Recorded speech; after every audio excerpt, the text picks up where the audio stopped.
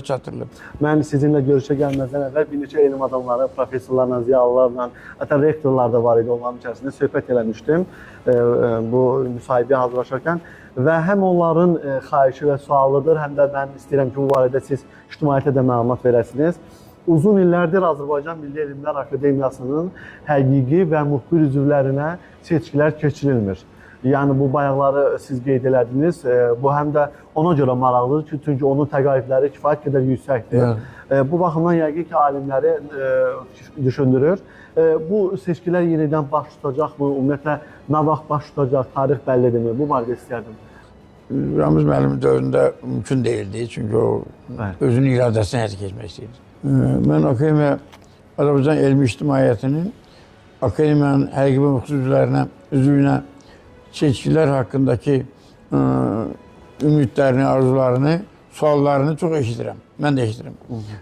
Onun məlumat vermək istəyirəm ki, 2024-cü ildə ölkəmizdə beynəlxalq miqyaslı COP29 tədbiri iqlim dəyişikliklərinə həsr olmuş silsilə tədbirlər keçirildiyi üçün və Akademiyada bu istiqamətdə üzərinə düşən xeyli dərəcədə məsul vəzifələrlə məşğul olduğu üçün həmin il bunun keçməsi uyğun deyildi. Çünki seçkiləri keçmə özü də xeyli dərəcədə vaxt tələb edən və təşkilatı məsələləri həll etmək tələb edən bir prosesdir. Bu il isə 2025-ci ildə Akademiyanın 80 illik yubileyi ilidir. Artıq Cənab Prezidentin sərəncamı istiqamətində Akademiyanın yubileyi ilə bağlı geniş miqyaslı tədbir həyata keçirir. İlk dəfə olaraq, 80 ildə ilk dəfə olaraq Azərbaycandan kənarda yubiley mərasimi keçdi.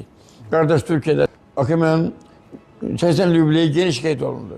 Ankara Üniversitetində Türkiyə Elmlər Akademiyası, TÜBİTAK, Atatürk Kültür, Dil və Tarih Yüksək Qurumu, Dil Qurumu, Tarih Qurumu, Tərəfdaş Üniversitesi Şəki'nin böyük tədbirlər həyata keçirildi.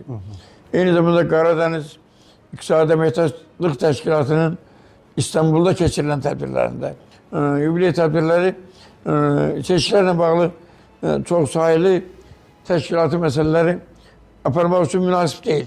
Akademiyanın inkişafı üçün, yeniləşməsi üçün, elmin inkişafı üçün ümumiyyətlə seçkilərin keçməsi önəmli olan vacib məsələlərdən biridir. Mən hesab edirəm ki, qarşıdakı ildə biz bu dediyim bu yubiley tədbirlərində yüksək səviyyədə yola salaraq, başa vuraraq seçkilərin keçməsi kimi məsuliyyətli bir işinə, həm də şərəfli bir işinə məşğul biləcəyik.